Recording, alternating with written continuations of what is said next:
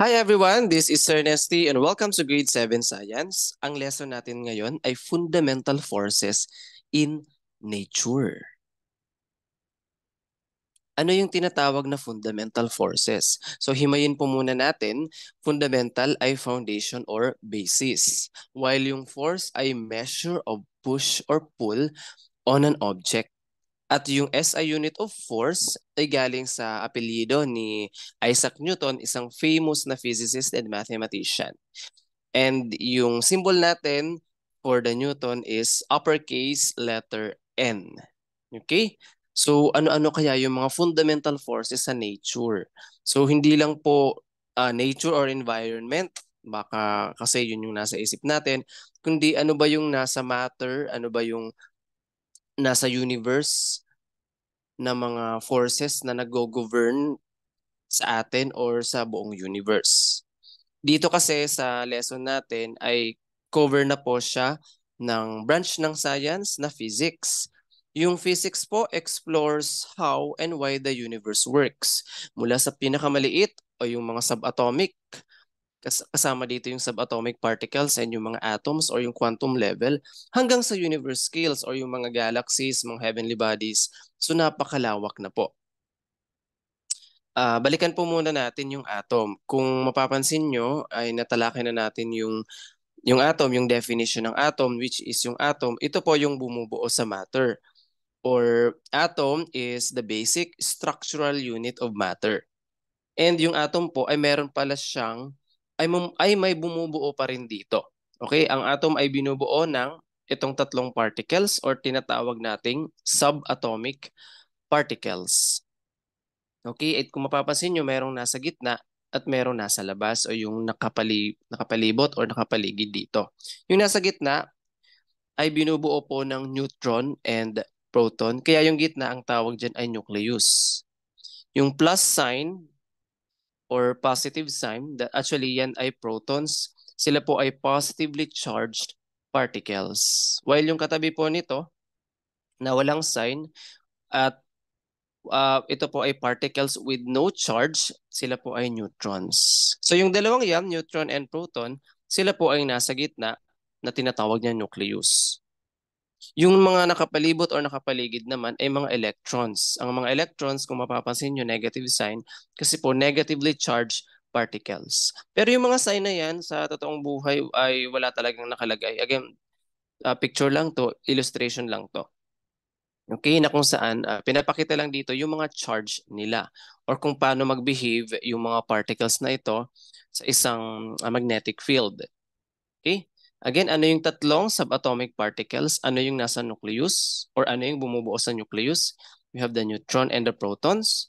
While yung nasa labas naman, we have the electrons. Again, sila pong tatlo ay subatomic particles. Ngayon, simulan na tayo dun sa fundamental forces sa nature, which is apat lang po yon. First, we have the strong nuclear force. So yung uh, force na po ito, the strong nuclear force, ay force which holds together the protons and neutrons. Kaya po silang dalawa ay magkatabi, magkasama, kasi po may force na kung saan nag-hold po dito sa dalawang to, sa neutrons and protons. At yan ay strong nuclear force. So example po ng strong nuclear force or effect po nito ay yung force sa atomic bomb na grabe talaga yung energy na na-release nun at ginamit po ito noong World War II, which is sa ngayon naman ay pinagbabawal ng gamitin because of devastating effect. And grabe po yung impact dahil sa release of or greater release of energy at nakakasira po siya sa living things. Okay? So first, we have the strong nuclear force. Next, we have the electromagnetic force. Ito naman yung force that binds the electrons dun sa nucleus. Okay? Kaya naman dun sa subatomic particles, makikita nyo yung electrons, no, paikot-ikot or nakapalibot lang siya dun sa nucleus. So kaya po siya ganun dahil may force na nag-hold po doon, which is the electromagnetic force. Ito rin po yung force responsible kaya yung atoms ay nagpo-form ng molecules Nag-hold din po ito ng force sa ions, sa mga ions, sa solid matter, and sa mga molecules sa solids and liquids. Tinatawag natin cohesion yung force of attraction kapag same kinds ng molecules. Kapag naman different kinds o magkaiba yung molecules, meron pa ring force of attraction dyan na tinatawag nating adhesion. So yan ang electromagnetic force.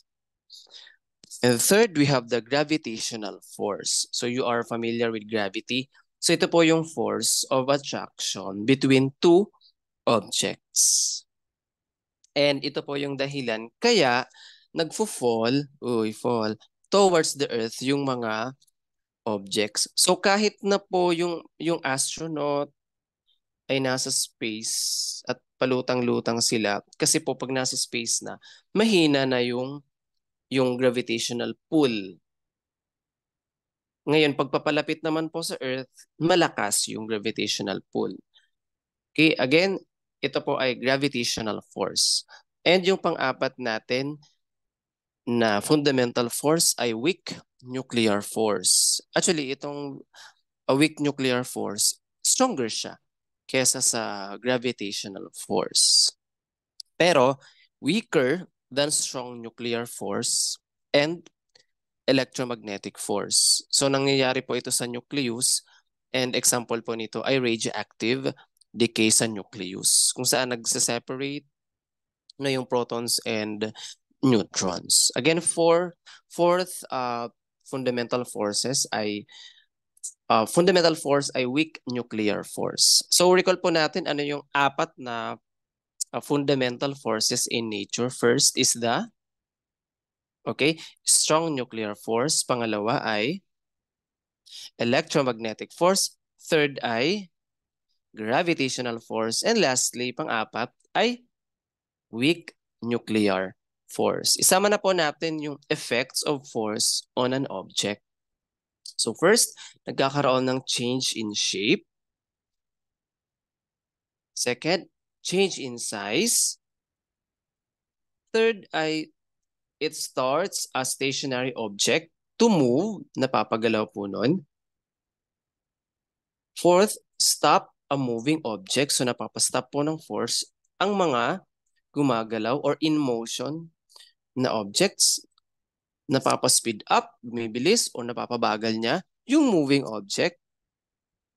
And nababago niya yung direction of motion. And yan po yung additional topic which is effects of force on an object. And that's the end of our lesson for today. Alright, so sana may natutunan po tayo. Goodbye everyone!